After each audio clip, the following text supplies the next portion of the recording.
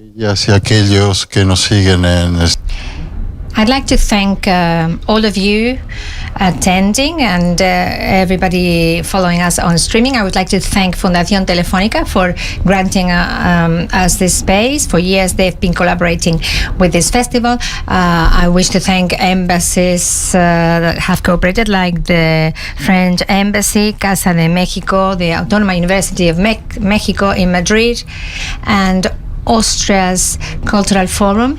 I imagine I forget other members, so I leave you in the hands of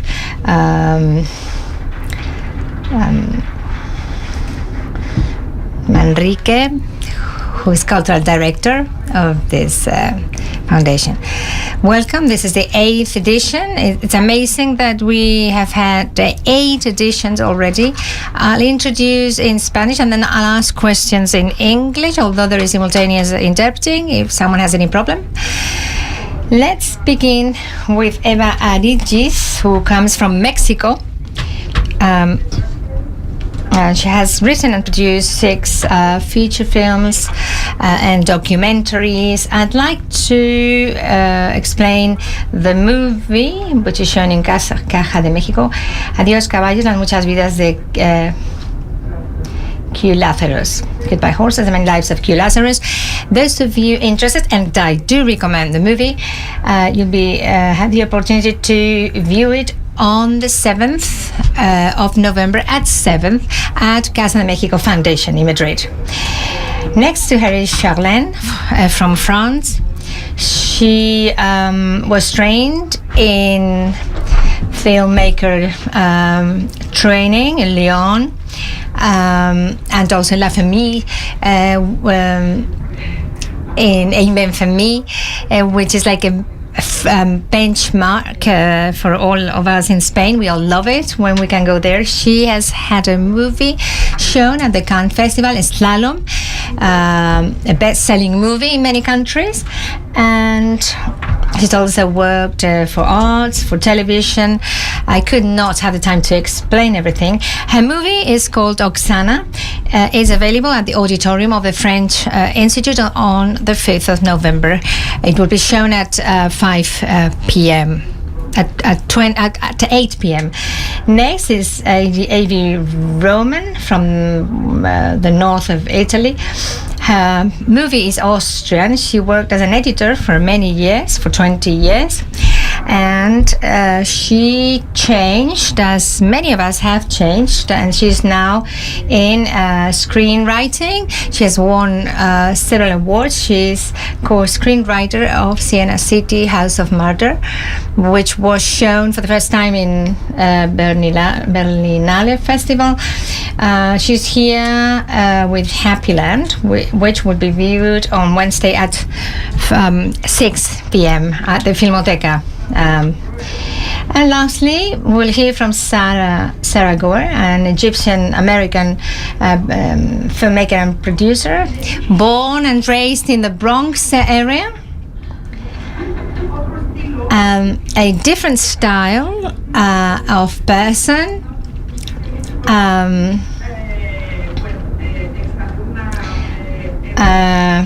From Jennifer Lopez.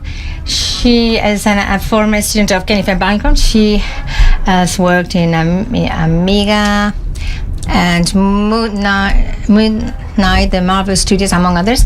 She's also showing a movie on Wednesday, the 5th. Will be shown at 8:30, also at the Filmoteca. I encourage all of you to go to the theater and watch these movies, because you will not have many opportunities to view these movies. We've worked hard on the committee to offer you the best of the best, the most diverse movies and the most special works of this year's Aki. I would be very happy if you go and watch only one, and they'll be very happy as well. Our round table.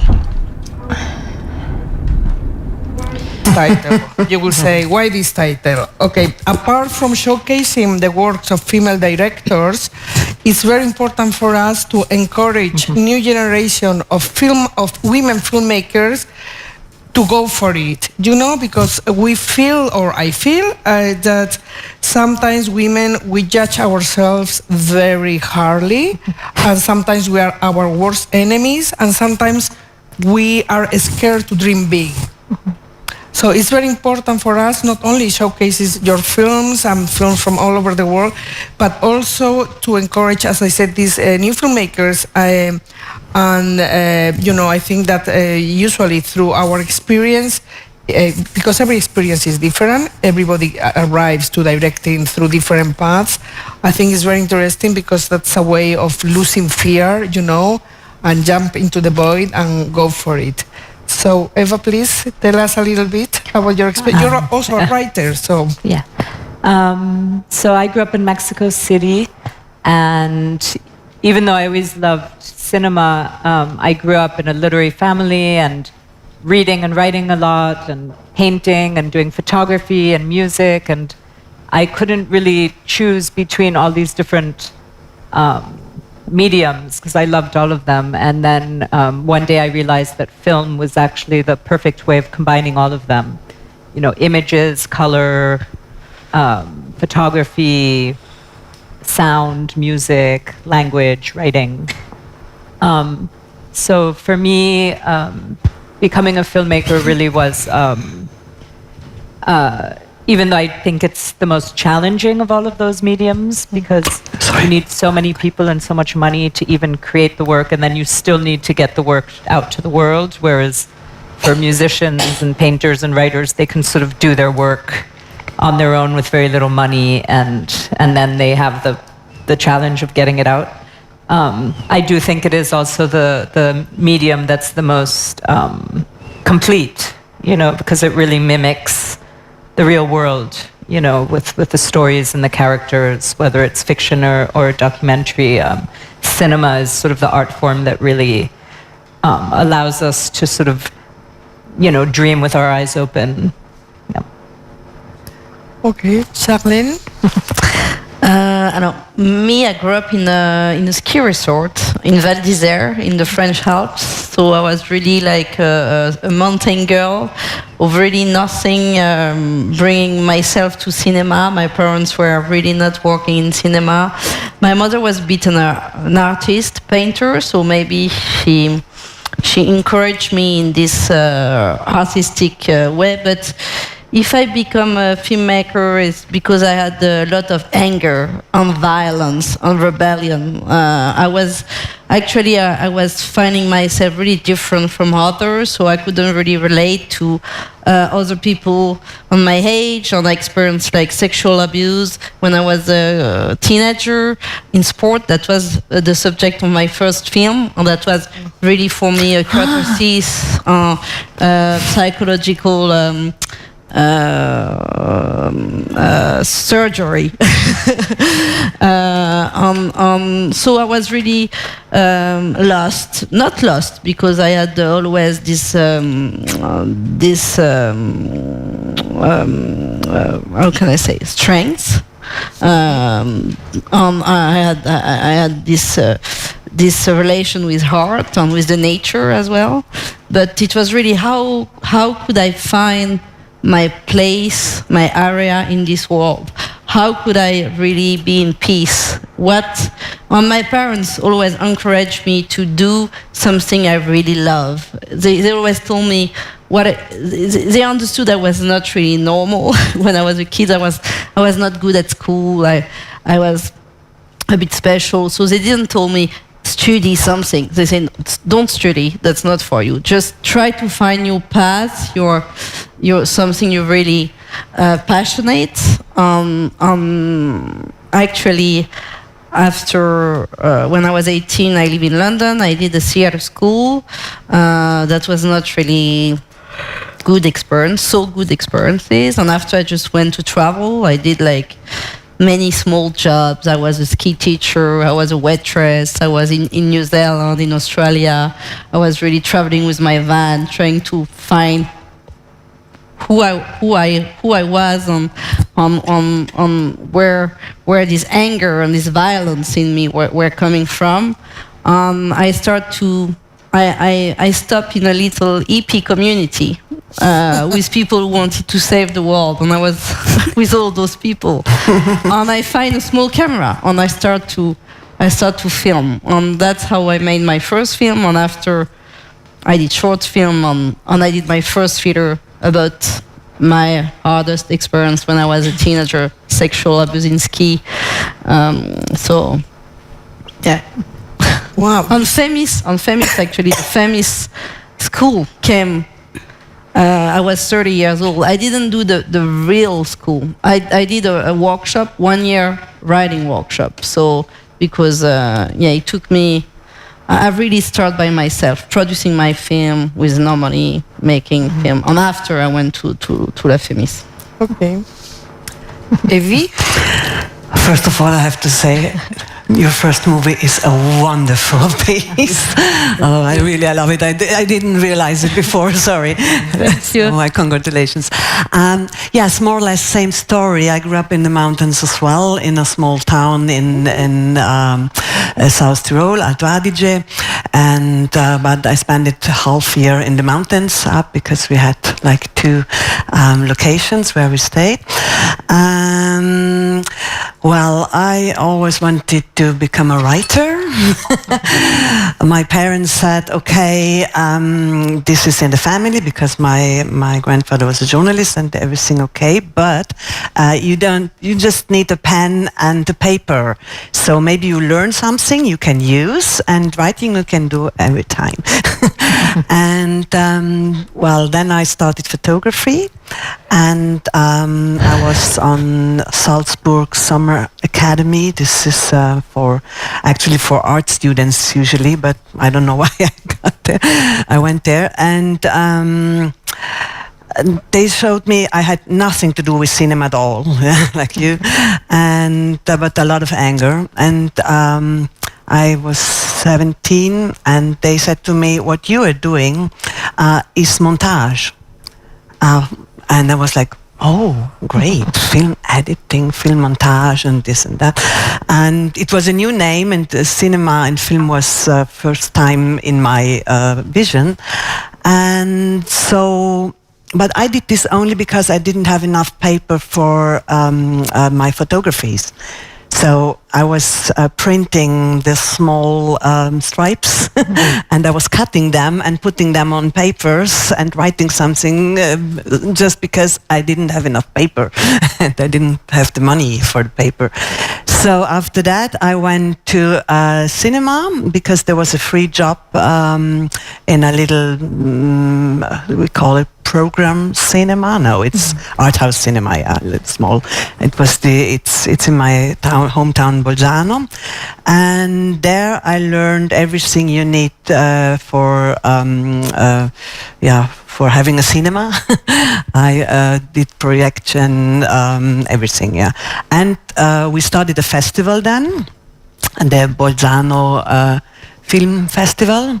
Now it's a huge festival. Then we did it only because we had to thank the distributors, because as it's Italy, but it's a German part of Italy, we had always these problems how to show the movies because of the rights, because if there is no Italian rights and this and that, but Austrian and Germans and also Italians and from Switzerland and France, everyone was helping us. I remember that I went with the car together with my chef to the Brennero. This is the border, and we put film in, and then we just showed it. Well, after that, I went to Rome, and there was Shopper for 2 weeks. I wanted to bring my material to Cinecittà, to Centro Sperimentale, and after 2 weeks I gave up, and I said, okay, let's do Germany or Austria, they are more organized maybe. And on my way to Berlin, I stopped in Vienna, and there they got me on film school, so I stayed there, and I studied photography. As a woman, and no one was asking me in my small hometown, very Catholic hometown, Italy, why as a woman I want to be a DOP. But in the big town, for me, big town, Vienna, I found out that it's quite strange to have this wish or to learn this as a woman. So I did both. I did editing and cinematography. I stopped cinematography at a certain point. And then I was an editor for a long time, but I didn't stop writing. I wrote a lot of prosa and poems, and yes, and after winning a lot of editing prizes, I won the prize of the Austrian Film Award, and there you need to sit on the stage all the time, on the whole ceremony. And I was sitting there, and I was thinking, no one of these people here who voted for me has seen this movie, because it was because it was a movie. It was an opera movie with Veronica Ferres and John Malkovich, and it was singing, and it was opera. It was an essay, and quite interesting for editing. But I was sure no one saw this movie, and said, okay, maybe this is a life award. That they think, okay, Evi has to get this at least once, yeah. And now she's 50. I was 50 already then, and so. Meanwhile, I was sitting there watching them and thinking about my life. I said, okay, maybe it's time for a change, because yes, if it's a lifetime award, you may be over the point and you need a new challenge. So I wrote Hochwald. I won a prize for the treatment, and so yeah, then it went on. And the first movie was not as hard as the second. And later maybe I tell you why. It has a lot to do with being a female filmmaker. I totally agree on that. Sarah, please tell us a little bit how you came to be. So, I mean, I think for me it was pretty simple. I wasn't really seeing people like myself on TV or in cinema as an Arab American. And I was 14 when September 11 happened.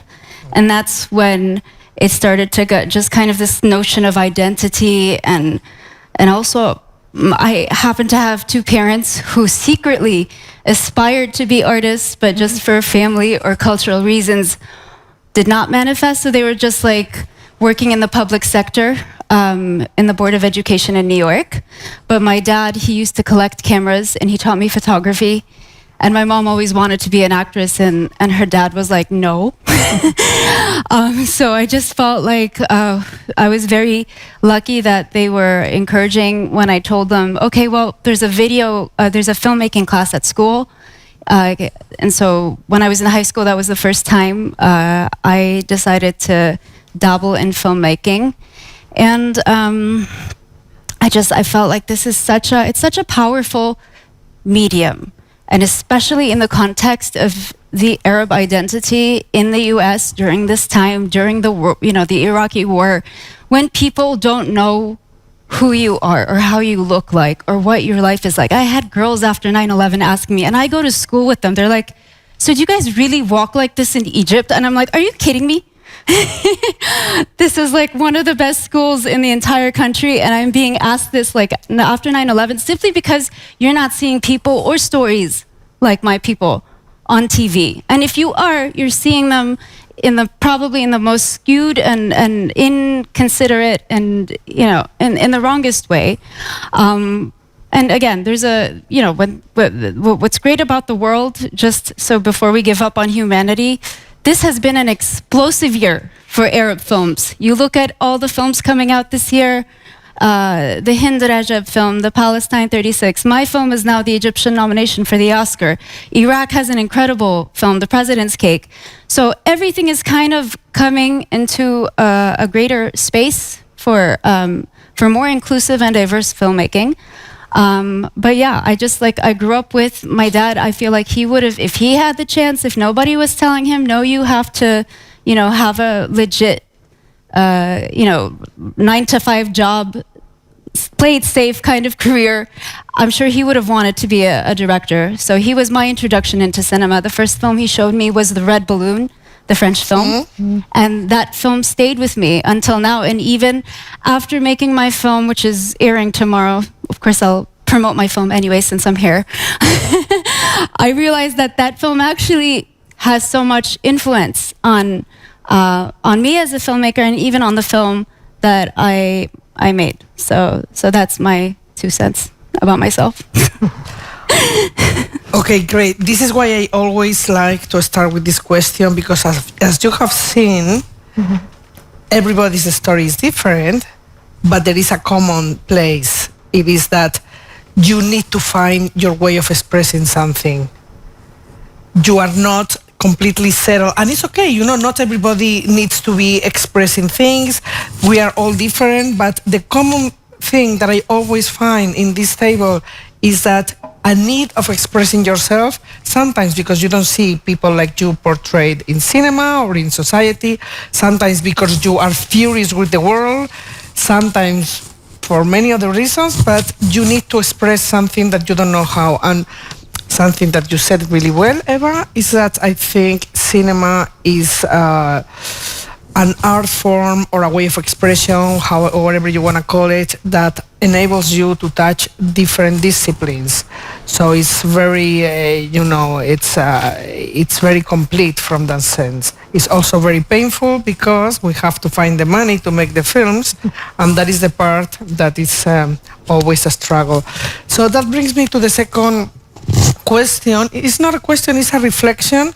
It's more like, okay, of course we are all different and we all share cultural affinities. Of course I'm from Spain, so I share a lot of cultural affinities with the Spanish people, maybe from people from Latin America because I speak the same language.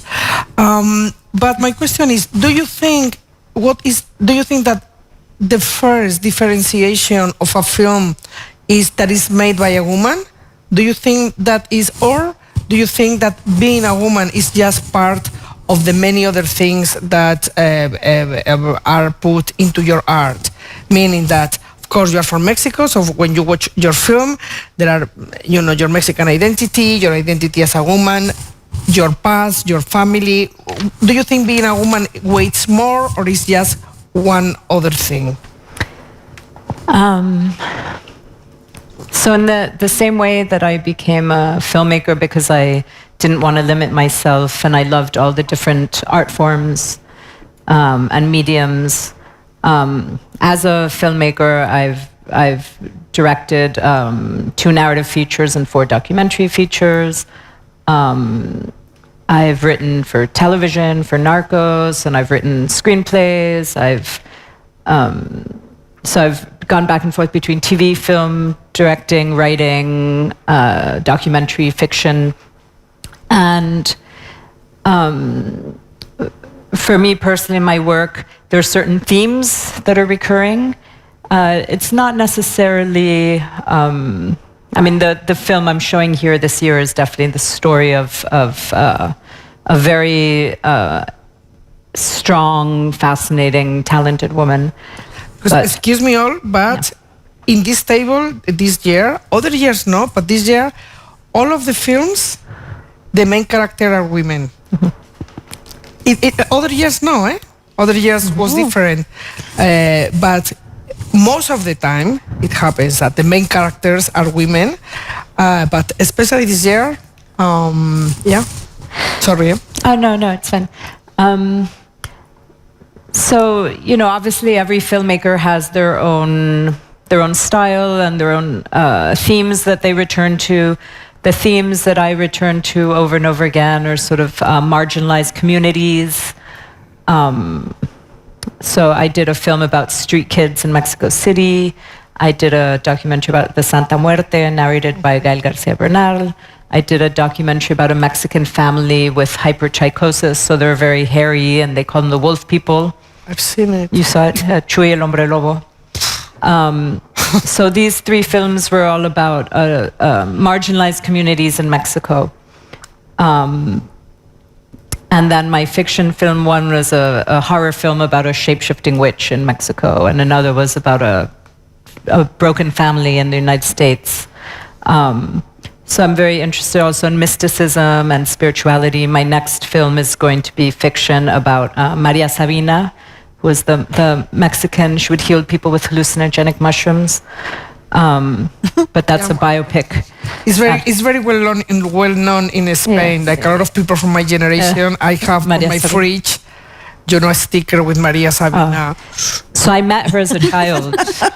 With the smoke of, what? I have to Google it. And the mushroom guru. I met her as a child. Did you? Yeah, my parents brought her to Mexico City to have their doctor treat her because she was very sick. She was dying. And at this point in Oaxaca, she was completely forgotten. Nobody cared about her. She was an outcast in her own community. So the film is a biopic about her whole life. But anyway, going back to my original point, I've sort of worked in different mediums, but for me, as a woman, I find that it's been easier for me to make documentaries because you need a lot less money, especially at the beginning. You need more money for post-production, for editing, for cleaning up the sound, the image. You find the story in the editing room, so it can take years editing, but for filming, you don't need actors, you don't need locations, you just need a very small crew. And I find that you don't need, but more than anything, you don't need permission from the industry, from the investors, from the producers. You can just start making your films. And then once you have something, you can sort of look for the money. So especially in Mexico, it's been much easier as a woman to make documentaries. And I think you also have an advantage as a female director making documentaries because the people that you're filming, they inherently, they trust you more as a woman.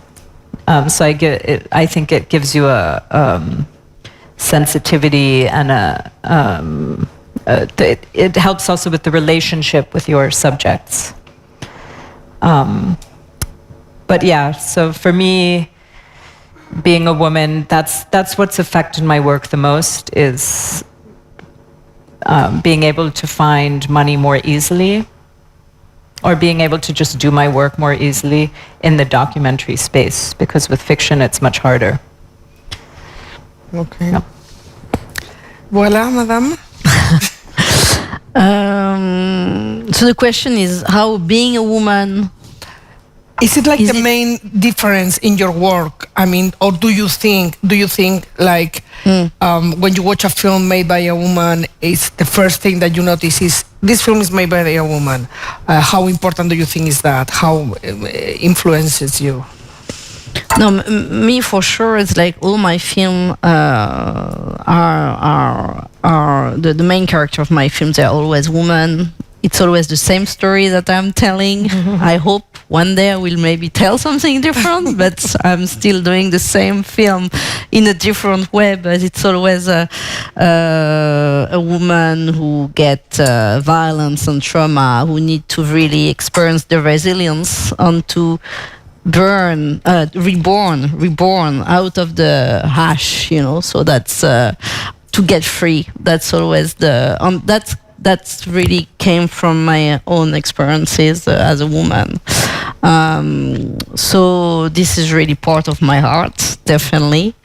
Until now, I could do my film with not too much trouble. It took me, maybe 10 years to do the first one, but as I told before, I really produced my short film. I was doing everything by myself, and after I went to the Femis because I knew that if I wanted to be recognized and to maybe have the money to do the first feature, I had to pass through this school because I was really no one.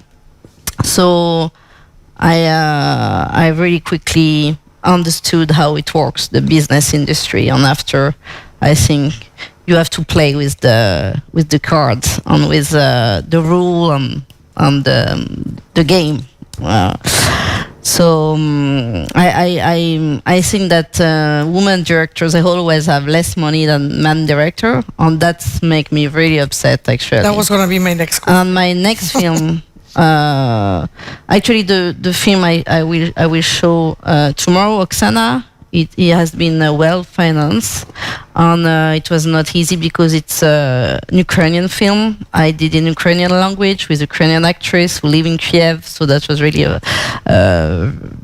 that was not easy to finance the film, but we could finance it. It was like 5 million, so it's like a good budget. But for example, my next film, it's an action movie. It's a bit Catherine Bigelow in the surf world film, you know, with 2 women, really badass woman surfer, and I know that I will never have the same budget as a male director. So I will probably do this film with, if I'm lucky, 5 million. Like to go further, to get the 10, the 12, the 15 million that men have to do this kind of film, I know it's much more harder. On my first film, I did it with really no money, and I was like, I get no money, and it was like so much work. So I had a job on the side, you know. Now I can live with my film, but you know, it was so this is something.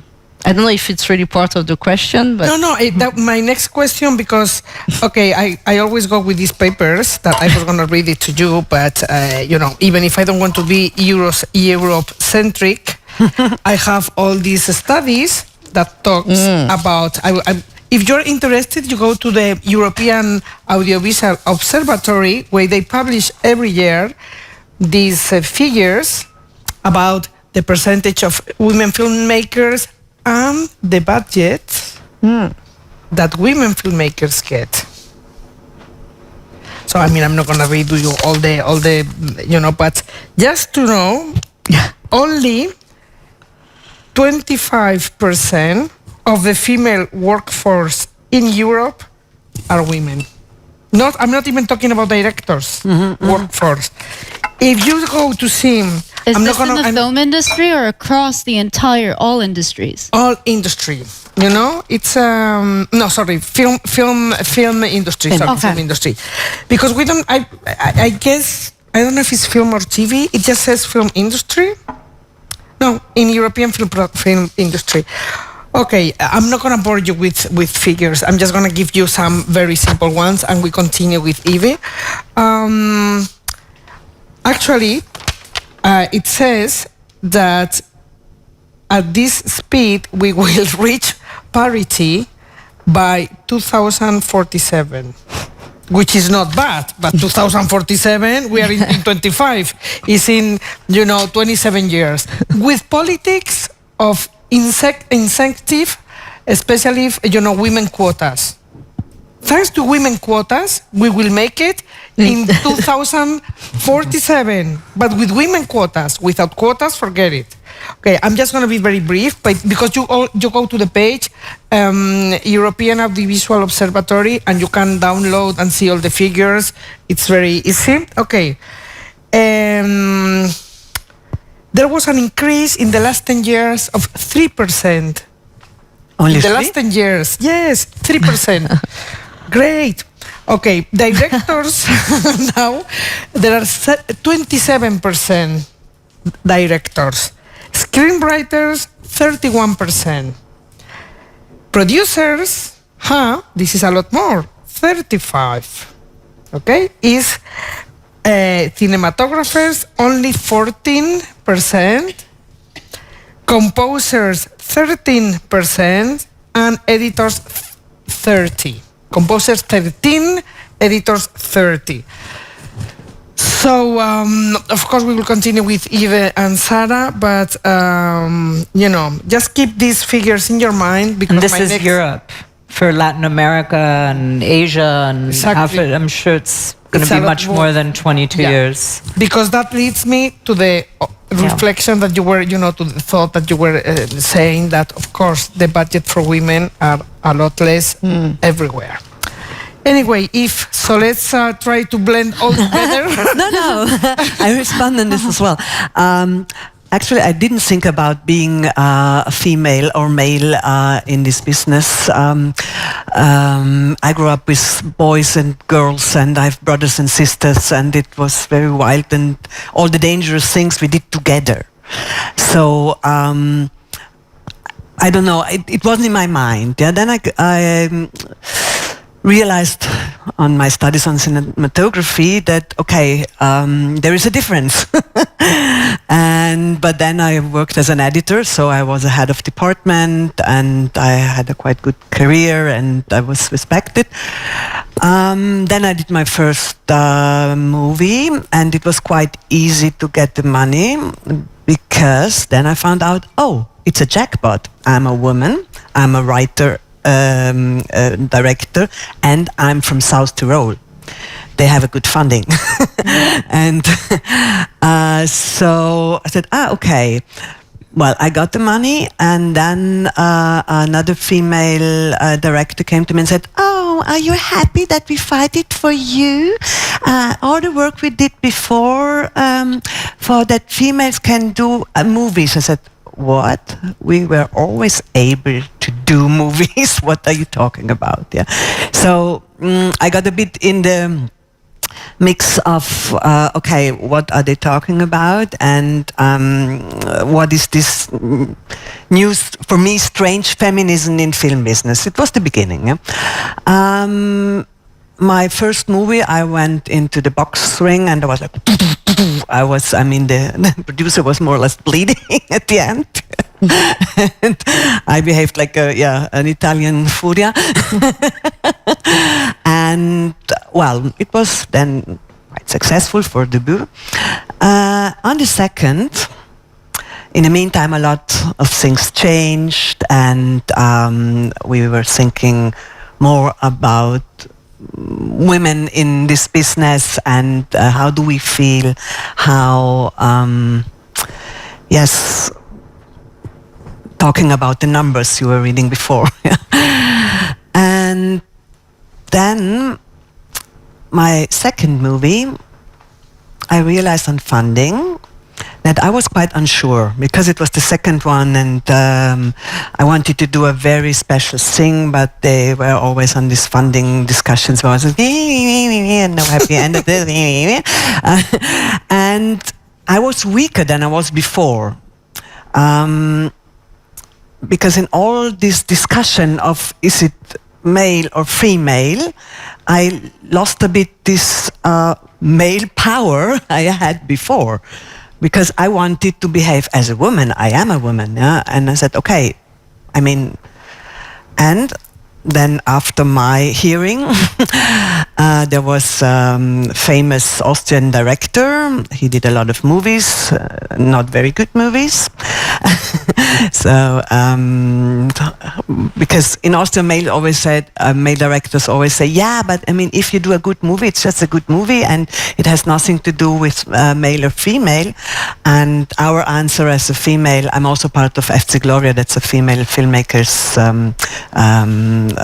club, and our answer is, why aren't we allowed to do bad movies? And well, I did my hearing. I was quite confused because I was weak, I was female, I was unsure, and I wasn't that confident with that movie. Confidence is a very important thing you need, and you can learn it from men. Well, to make a long story short, the man after me, this a friend of mine told me, but I can share it with you because I'm in Spain now. He entered the room saying, well, this is the project, and you know me, you know us, just give us the money. You know that we're doing a good thing. Well, he got the money. And yes, after a lot of fighting, I got the money for the second movie. And it was a movie, it is Happy Land. I did a lot of TV stuff and other things, and I was writing a lot of things, but for cinema, it's my second one.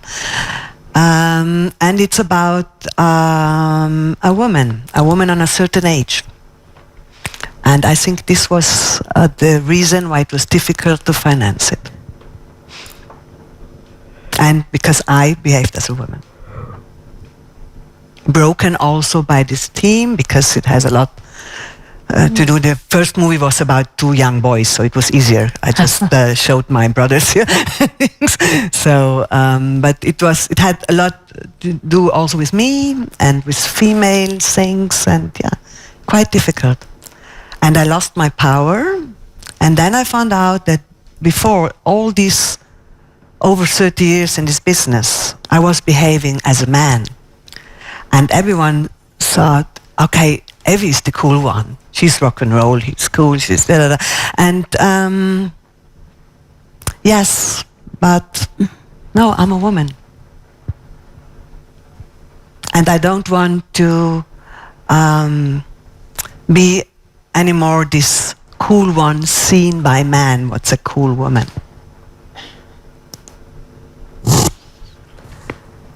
Okay, Sarah from the Bronx. I love how no one's ever referred to me as such, but I'm really I'm quite intrigued by my new Nomer. So I have to go back to, we've been like jumping all over subjects, but to be honest, if your question was the sensibility of being a woman in my, in terms of film, I go back to what she said in the beginning, which is there's so much more trust you gain from your subject, from your actors, I feel. Especially, my film has to do with children, and so I was in a way a maternal figure to my actors throughout the process. So I is there a fatherly version of me who could have made this film? I'm pretty sure there could have been. This is also a personal story, so there's that, but it could have been a personal story for that father, fatherly director figure.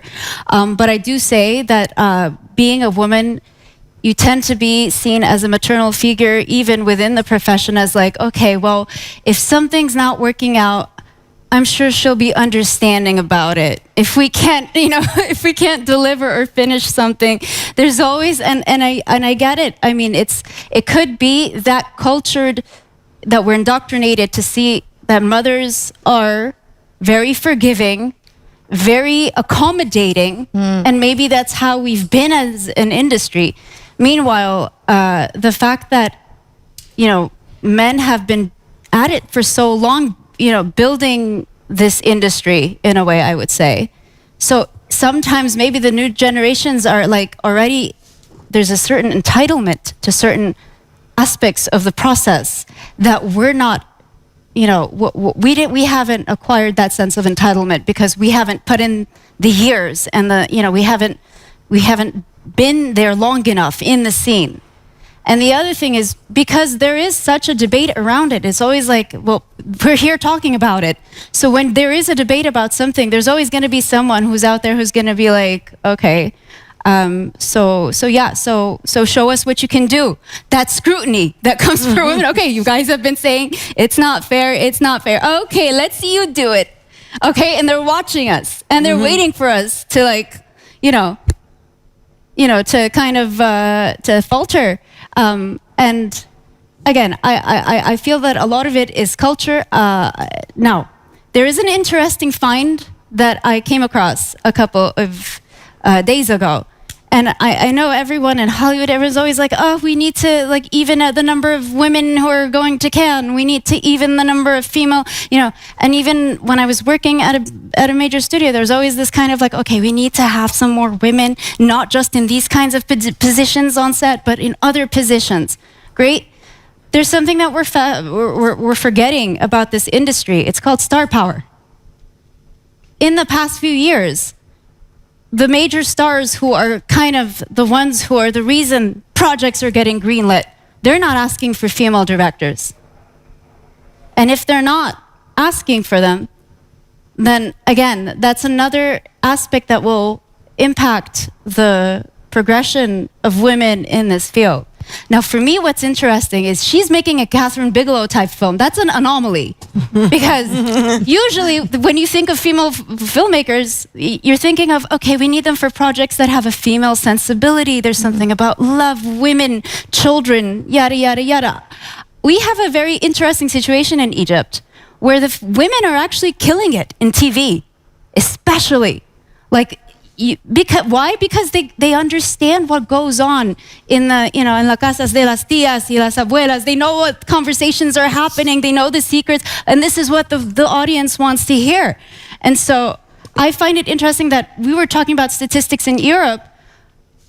Our part of the world, ironically, I'm not seeing that, to be honest, which is kind of interesting because we're always seen as the developing, territory in X, Y, and Z issues. Okay, but yeah. No, totally. That's I wish I could have like figures like from all over the world, but maybe my fault because I didn't look for them. I know in Latin America, Ibermedia does something like that, but it's not as precise as the European Audiovisual, Observatory, blah blah. But yeah, it's like something that we should put a little bit focus on that. I would say, I mean, this was in 2010, but when I was making the only fiction film I've made in Mexico, which was about the horror film about the witch in Chiapas, I had a union crew, and they told me that it was all the guys in the union said it was the first time they were working with a female director.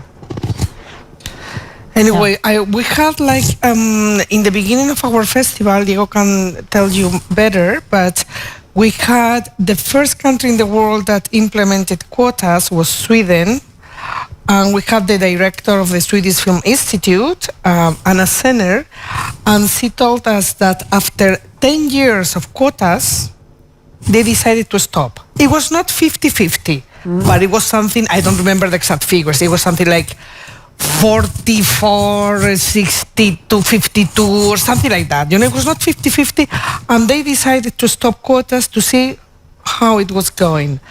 It was just like 2 years or something that they had stopped the quotas, so they wanted to do like a study like further in time, and they realized that sometimes you just need to encourage population, because it's not only about the fact of getting our films produced, it's also about the fact of getting our films seen. Oh, another female film. Oh, boring. And then no, there are, more and more there are female doing horrors, there are female doing thrillers, there are female doing films that are not like in the sort of domestic, female approach.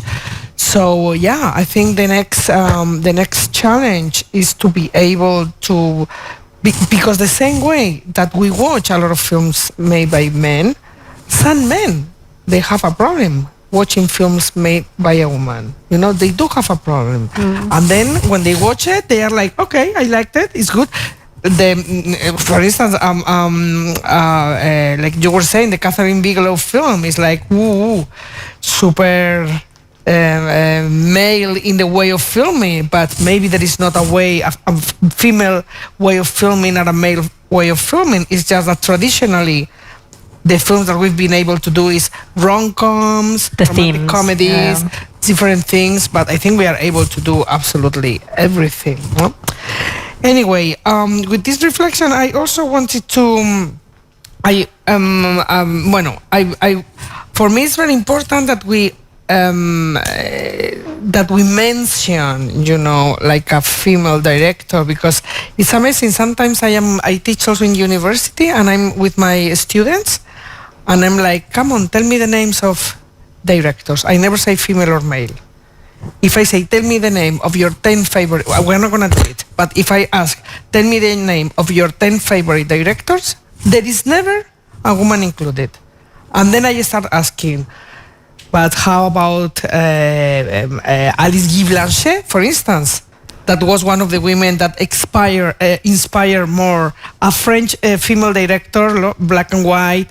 She made like a lot of films in the pre-Hollywood industry, most of them attributed to her husband. And when Hitchcock was asked in the 60s, one of your favorite directors, he said, Alice Guy Blanchet, for instance, no? And we could go on and on. So for me, it's very important that we also refer. But I just want to say I'm not trying to support what your students are saying, but to what they're saying, there's a statistical reality to it. Yeah. If I ask you, go into a candy shop and find me, what's your favorite fruit? There's no fruits in the candy shop. So how are you, like, I can't blame them. At the same time, there's a generational change in the industry. And there's also numbers that kind of unfortunately yield this. I do think, back to the note about the quotas in Sweden, I feel like there has been kind of a bit of a danger with quotas in the sense that if you do get a job, it's kind of like affirmative action in the sense that you are kind of, there's going to be someone out there who's looking at you as, okay, you're the token female director, so we will just keep you as the token, but we're going to do what we need to do because, we're just bringing you on board to say that we're on point with the agenda. Yeah, but if you don't do anything, nothing ever changes.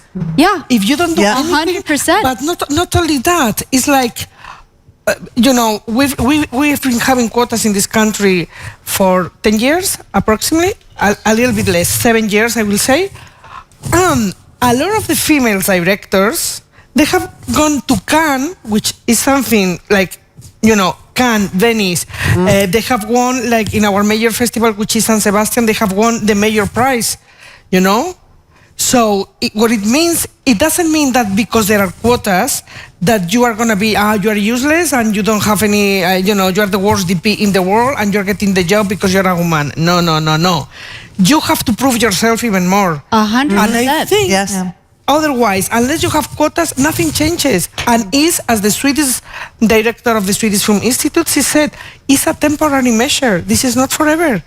It's just to dynamize society, dynamize. It's important on the surface level to do this, but it's also important that people start changing their mindsets within the industry. Totally. Because that will allow for more change.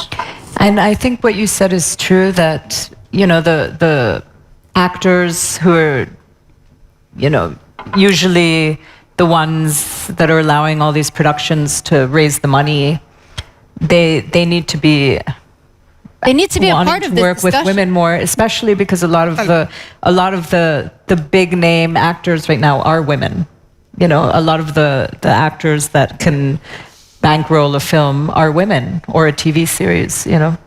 But I think it's also, I think it's changing. But film is also an industry where a lot of people who go to see movies, they'll go see it because of the actors. And sometimes they're not even paying that much attention to who the director is, But what Evi said is, like, it's much harder for women to make mistakes and fail.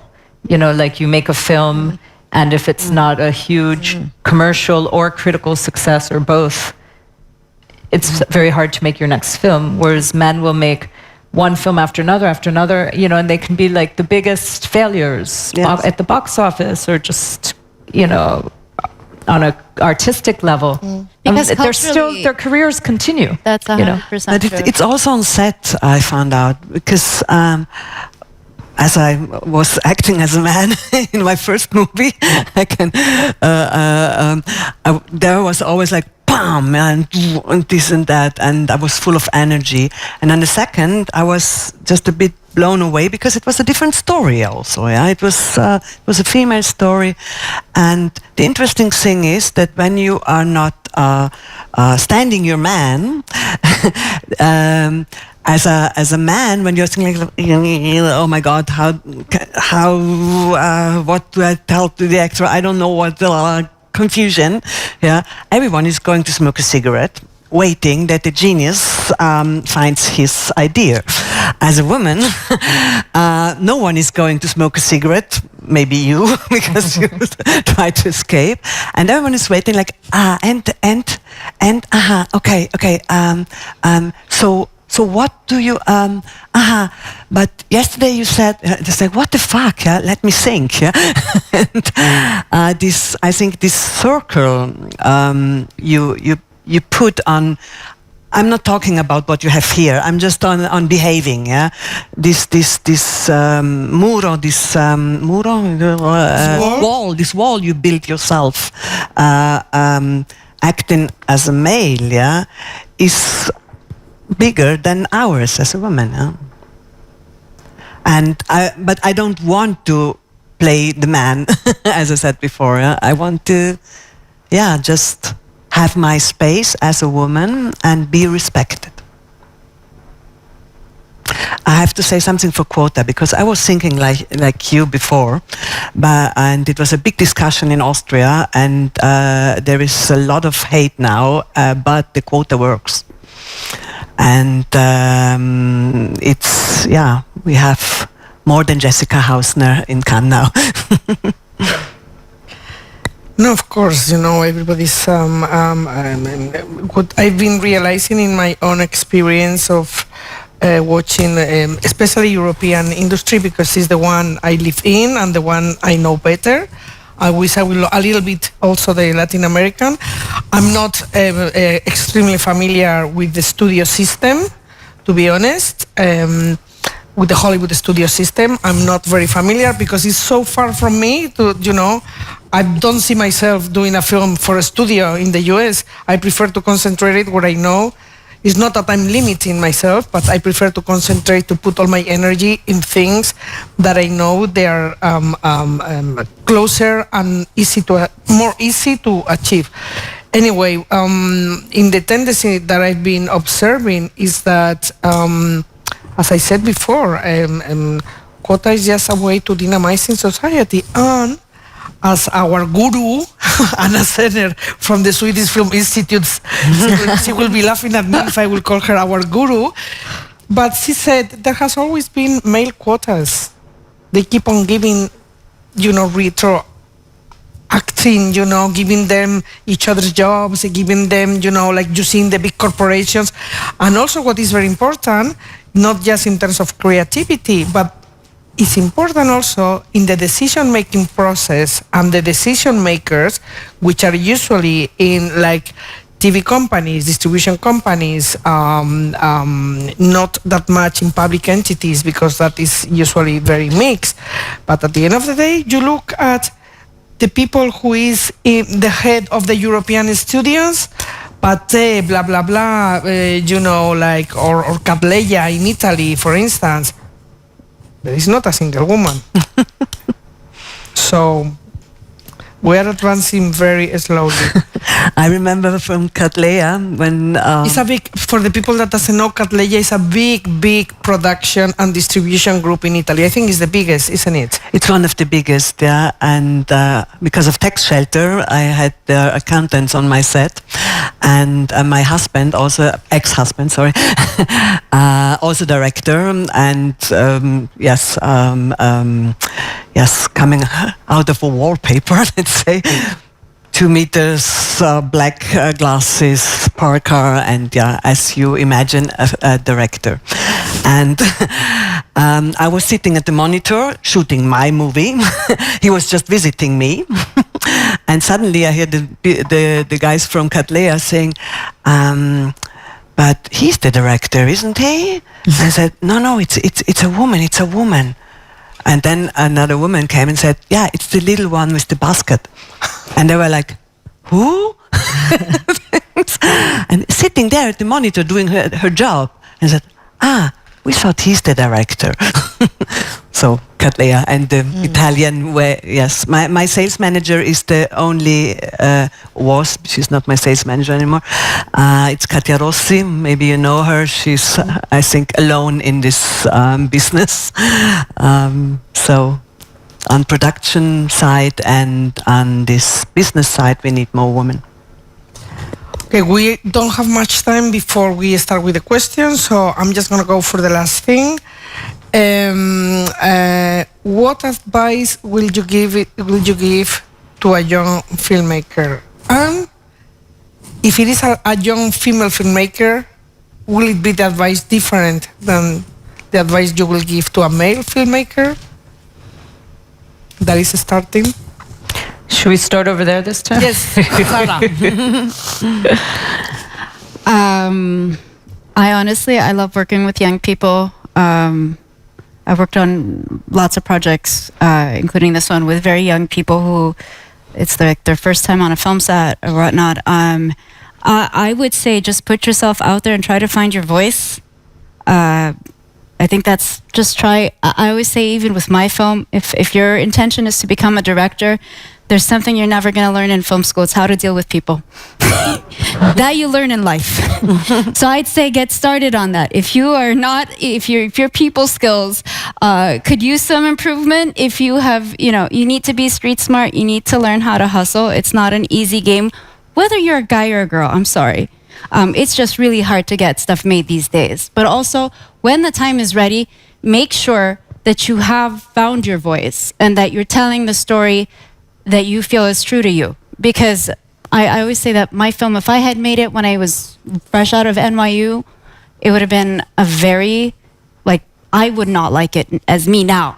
But I know I would have made that film just because I did not have enough experience as a human being.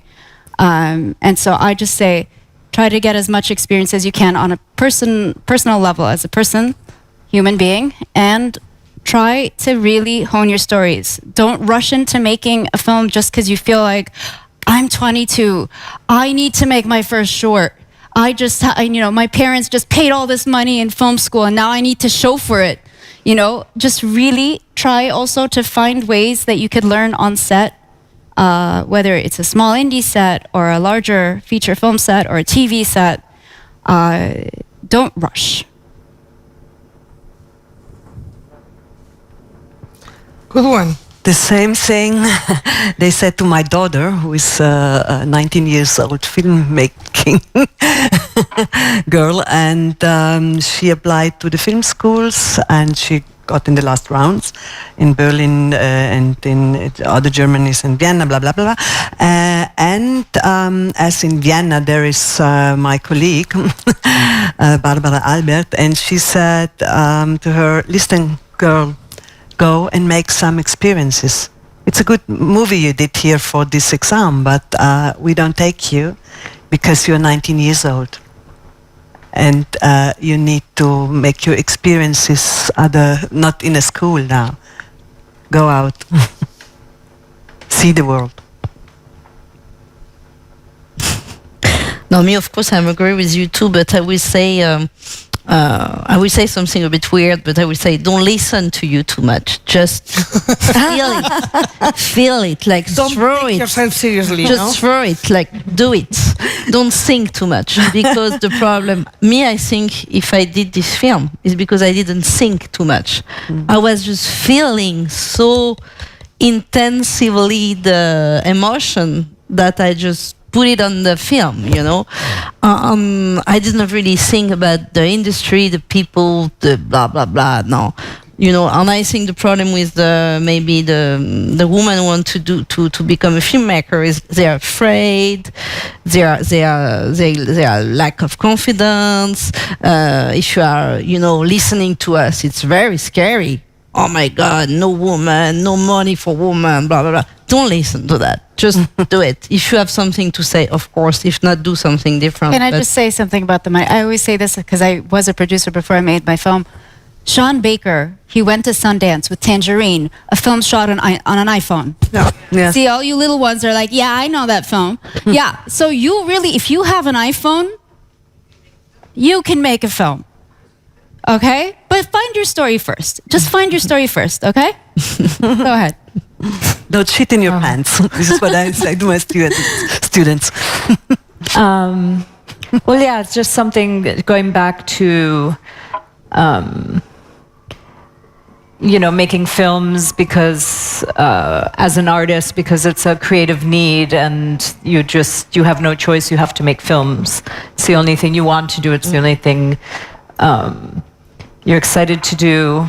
I would say just, use your imagination, use your creativity from the storytelling to the producing.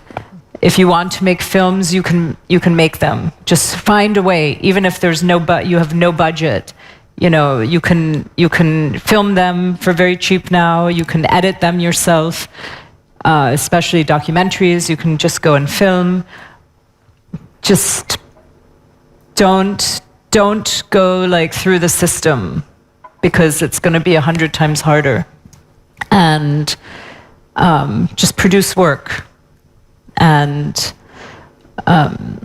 I don't know. I went to NYU Film School, and I feel like a lot of my colleagues there, in the 20 years since we finished, they've maybe made one film because they've been trying to go through the system with attaching name actors and then waiting for the money, and then it falls through, and then they go to the next one, and meanwhile, I did it all myself. I raised all the money myself on all 6 of my films, and it was a nightmare, and I don't want to do it anymore. But I have 6 films because I just did them however I could. And the one advantage to not having a lot of money or huge producers is you have much more creative freedom to make the film the way you want to. So I would just say, if you really want to make films, find a way to make them however you can. We've seen throughout cinema history so many totalitarian regimes, whether it was like, communist USSR, or where people, they find ways to, even thematically, to tell stories with these huge limitations. With censors, with no budget, with not being able to leave the country, creativity and your imagination will find a way. See it as a challenge, Yeah, this is and that's true for men or women. Yeah, absolutely. And I think it's the best advice ever. Go for it, and just get to the point of the things that matters and are important, and the things that are not important. They are not that important if they are not important, But yeah, thank you so much. We are going to listen to people that may want to ask some questions. There is a hand over there. Good afternoon to everybody. I am Rafaela Porcelli de Lucia. I am a soundtrack composer, and I have 2 questions for our directors. The first one is, do you think that the soundtrack of a movie can help the viewer to feel more involved in the story and to be more identified in the characters, with the characters in it? And the second one is, how do you usually work with the composer of your moves during the production? Do you assign a script already written on which to compose the music, or do you work together during the production and the scenes of the script emerge parallel to the music? Thank you very much. Who wants to answer? I can start. Okay. I'll be brief, but absolutely the soundtrack and all of the music and the film, will absolutely heighten or guide or intensify the viewer's experience of the story. I do think sometimes you just have to be very careful because it can also overwhelm. If you're viewing a film and you become too aware of the music, that's not good either, if it pulls you out of the story. So it's a fine balance. And for me personally, it's always absolutely once you have filmed the movie, because the composer has to work with the images and the edit and the camera work and, the emotion. Yeah, I'm agree with you, of course. Sometimes on my last film I worked, it was a woman composer, Delphine Malocena. She did a great job on Oksana. We start talking and she started composing some tracks when I was writing the script, I remember. I was sending her a version of the script and she started to imagine a little bit the voice of Oksana or something who could maybe follow the character, the sadness and the Christian point of view on this life story. So and I remember when she saw the images, she did some new tracks, and at the end I choose some of the ones she composed when she was reading the script. So Depends. Well, I think soundtrack is more than essential. And yes, for my movies especially, I wanted to do this Happy Land I'm presenting here. I wanted to do a movie for a musician without music. But I wasn't allowed at the end. So I found another woman, actually a woman I know, Dorit Kreisler, a theremin artist. And we said, okay. Theremin. You know Dorit, you know Dorit. She used to be in New York. Yeah. Yes, I know. Yes, maybe it's the same. Well, and Dorit and I then decided, okay, we tried to get into the mind of this. So she was kind of an actor as well, because we tried to build a soundtrack of a woman who is always thinking in songs, and on a certain age, not that she wasn't that successful, and now she's looking for something, at least one big thing, yeah, and but yeah, and so she was in the script and in the and then she was redoing. And I always put something not made by the film composer, because I think you need to break every movie. You need some break of music. I second what she said. Wait till the film is done, picture locked, because you can try all. But by the time the director, I myself, what vision I had from day one of script until that changed. So you would hate me if I like briefed you on the first day and then you came on the last day and shooting or editing and I'm like, okay, actually, we're going in a different direction. But I would say the greatest thing that I found quite helpful with music, because sometimes it's like there are projects where a lot of music works, like La La Land, okay? And there are projects where music will actually kill the tone of the film, and you won't quite know that, obviously, until the film. But then if you're kind of somewhere in between, doing a lot of trial and error, a lot of test screenings, it really helps with kind of, that's from my experience, from understanding placement of music, if it's, or the amount of it. But again, it's a really subjective dance you're doing with the director at this point. So it's hard to give you like a specific answer, because it really ends up being like I said, a dance with you and the director. Yeah, absolutely. In my experience as a producer or as a director, it depends on the type of film, as you said. Sometimes in horror, it's very important to have like a soundtrack that is getting with these sounds that are a bit uncomfortable, that is preparing you for something uncomfortable. And sometimes in a very naturalistic film, if you overdo it with the music, you're off completely. So it depends on the kind of film, on the kind of director. It depends. I know that some directors they do it. They use reference music when they work with composers, to get in the vibe of the film. Some composers don't like it. Some composers prefer to bring like a fresh approach. It depends. There is no and even formula. like if they use reference, like I use reference, but then I'm like, I don't want anything like the reference. So it's like, okay, you're confusing me. Did you want that? Just don't rush the music part. It really should take its time in the last phase. And make friends with the editor. Yes, absolutely. Hi, good afternoon. My name is Javiera. First of all, thank you for everything you do. Thank you for your work. And you mentioned that actors with big names should ask for more female directors. How does that work? How do they ask for female directors when, there's so much of the production that's taken care of and they just like get the role?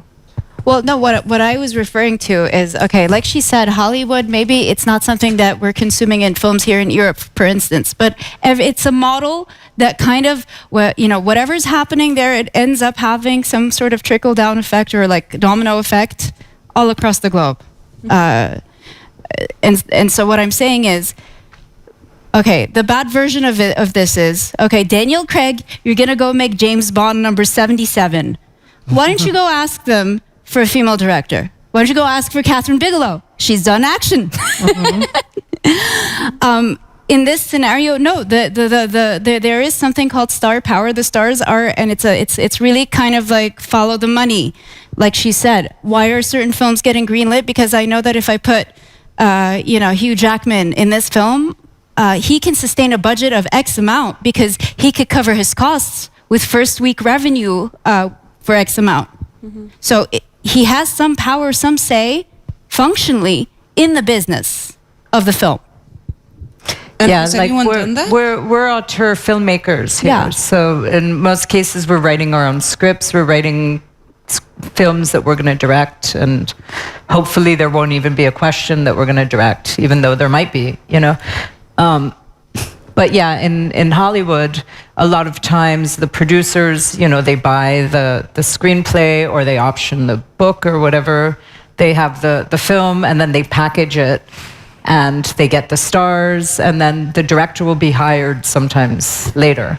Yeah. Like it won't. And has anyone done that already? Has anyone asked for a female director and they've put one because the star asked? Well, I think a lot of actors are asking for Greta Gerwig, or not? Margot I think Robbie, it's a no? I don't know. Apparently, it's Margot Robbie, she asked for Greta, no? For directing Barbie. Yes, So I think we need a change of mind, and that's it's on the way.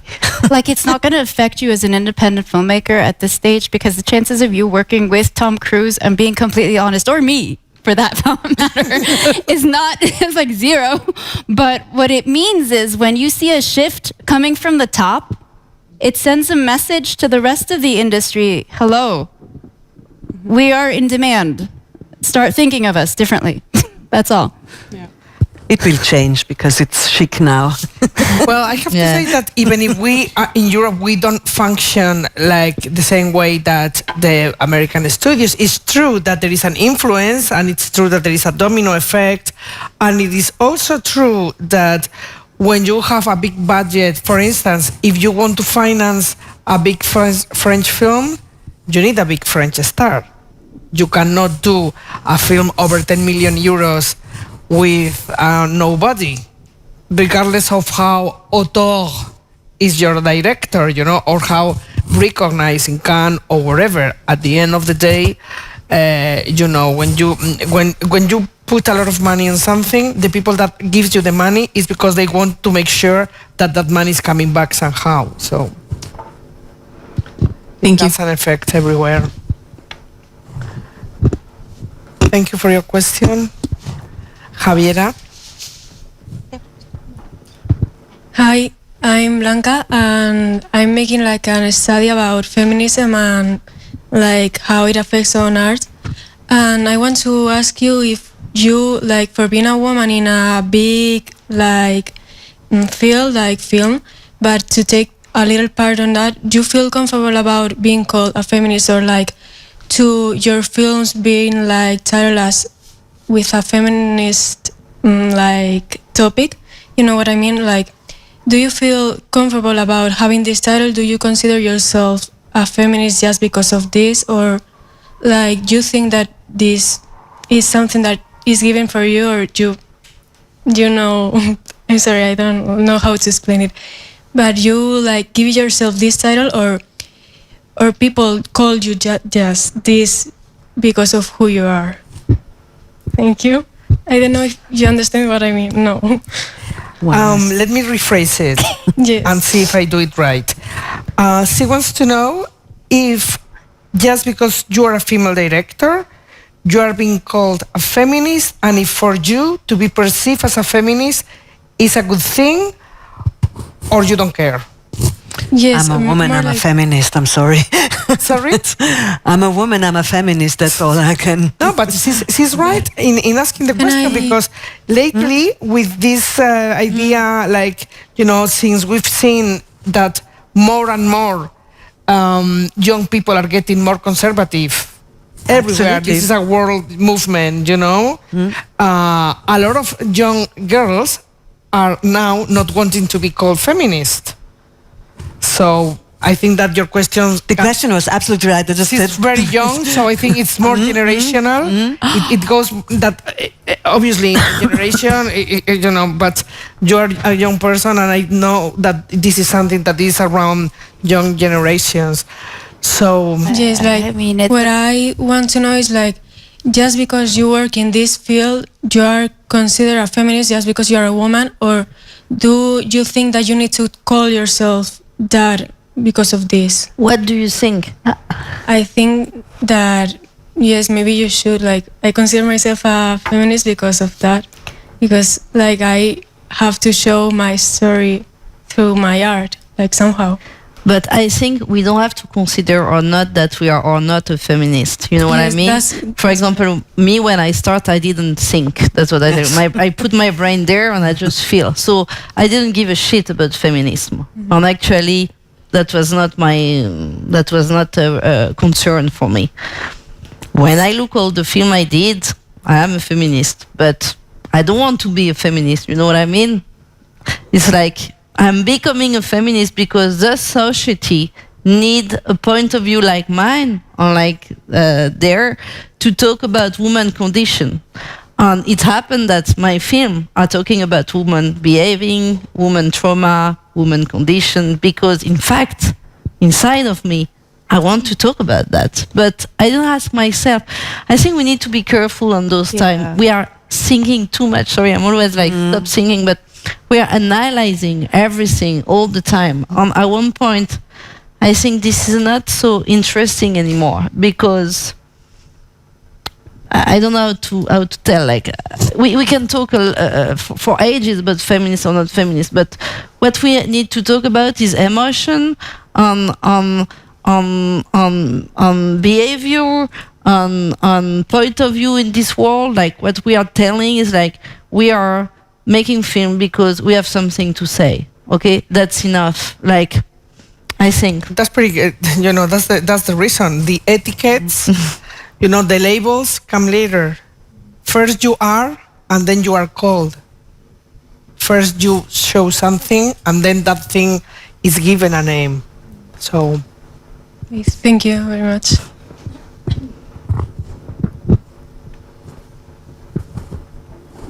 yeah. When we'll go for you, and then we go there. Hello, thank you for what you shared. I'm Gloria, and my question is, if you weren't making films, what would you do? Die. If you know. Some other art, I would say.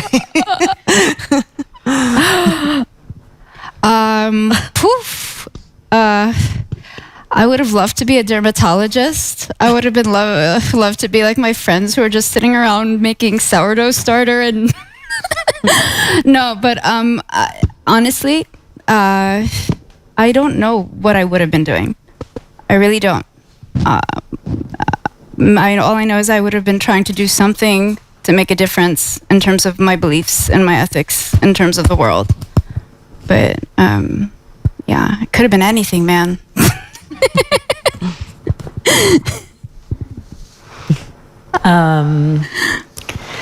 I mean, I've thought if I had many lives, I would want to be an Egyptologist in one, an ornithologist. I'm a bird watcher. I'm obsessed with birds.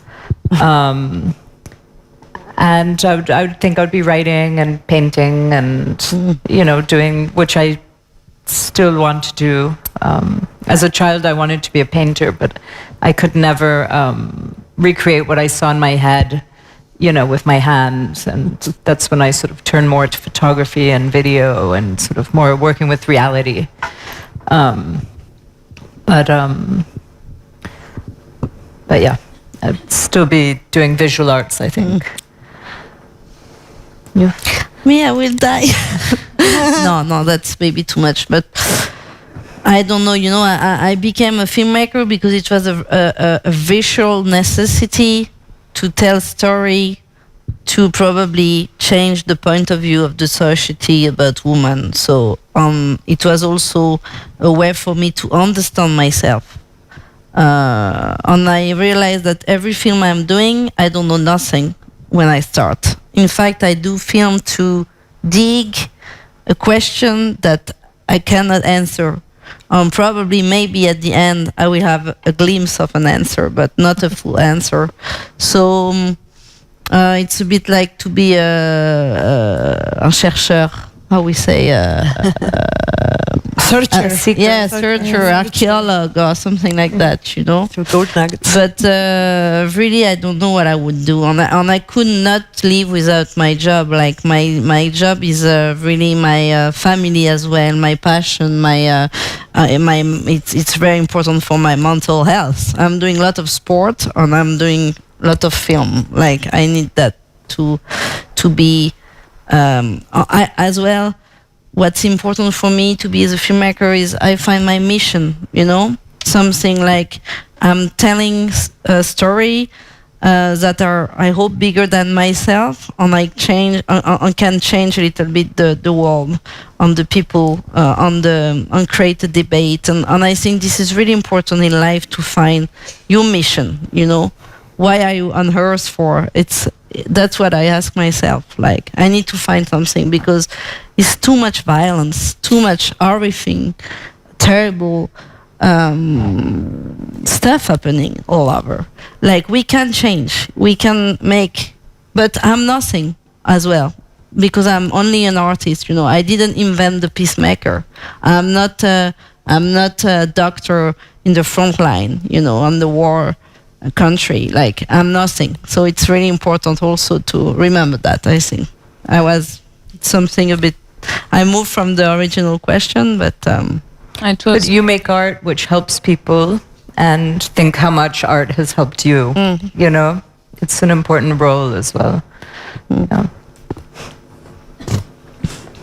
So we go to the next question. Thank you. Yeah. This is gonna be, we have only time for one more question apart from this one. So we have somebody here, and then we'll go to you. And unfortunately, we don't have much time left. Thank you to all of you. Just one of the things I was thinking about was the question about quotas and how important, and your discussion about quotas was really impressive. But as I'm an educator, and so when I write a syllabus, I have a choice to include women directors. And I don't do it because I'm a feminist. I don't do it because I do it because your voice needs to be heard. Your vision needs to be heard. And we live in a society that premia, so many other voices. And so I would just encourage everyone to listen to the voices and the visions that we hear from women directors here at this festival, and bring that dialogue, bring that conversation to friends, family. In my case, it'll be the classroom. So thank you so much. Thank you. Thank you. Thank you. Thank you so much, because, educators are so important for it's the base of what we become a society. Base of the society. Sometimes Can I feel just say, the first time I saw a female filmmaker was Maya Duren's Meshes of the Afternoon when I was in high school. And that was not just like a female filmmaker, but that was a very certain type of filmmaking. So thank you for putting us in your syllabus. I mean, a lot of the curation, whether it's coming at the top in Hollywood or in your schools, your classes, suggested lists, even on Netflix. The more that we kind of push for that in a way that doesn't come with all the stigma that's attached to the term feminist, the better it will actually help the cause. absolutely. Yeah. So lucky your students are very lucky to have you. Hello, thank you all for the opportunity of being here. I have the same question for all of you. Could you tell us something about your pitching? Your first pitches and the ones that you do nowadays? Thank you. I didn't. The way you do your pitch. Once you have everything done and you want to know how they pitch their films? Yeah, thank you. How do you pitch your films? What is important in pitching your films? And what you did before? Oh, okay. So, I mean, I think this is actually to bring it back to young people who are trying. Sometimes you're always looking at the festivals and you're looking at what did they support, what grants, what films got what, and you're trying to kind of almost reverse engineer what do I need to say to get my film done. But I found that me just being me in the pitching room and being honest about my flaws and my passion and whatever is driving me to make this story, the more raw you are in that pitching room, the more likely the person in front of you is going to be like, okay, she's not bullshitting me. She probably, that's a story I'd be curious to hear. She's kind of on something. But yeah, I know there's always a tension between do I check off their boxes or... Yeah. I think also why are you the one to tell this story? Whatever the story is, whether it's narrative, whether it's a documentary, why you? What's your connection to the subject matter, or what's your vision for it? Why they should give you the opportunity to make this film versus someone else. What can you bring to it that nobody else can? Yeah, exactly. For me, this is the most important. Is to tell your own point of view, your own vision. So, and you need to grip the people you pitch to, the same way that the film will grip the audience. So, with passion, and it need to be short and straight to the point. And why you? That's definitely the more important, I think. Evi, what do you have to say? I made both experiences. First, I was very confident and authentic. I would say it's one of the most important, as you said, just to be authentic and to show them that you burn for this story. This I did on the first one. The second one, I was like following what they say, and if I say maybe if I change this and if I say that, then I get the money easier. Just authentic and burn for your story. The only thing I could add is, first of all, to be authentic, and the second thing I will say is to be organized. Mm-hmm. So you don't drive everybody else That's crazy. The producer, huh? The producer who's watching you in the room. On short. To be organized. Just organized. The way you are organized, that's the only thing I will say. I don't think you have to tick like boxes and you have to, no. Just be yourself, bring passion to the story, and be organized. Passion and focus. Passion and focus, exactly. It has to come like the Austrian lady to put us in focus. This is because I'm from the mountains. Yes, exactly.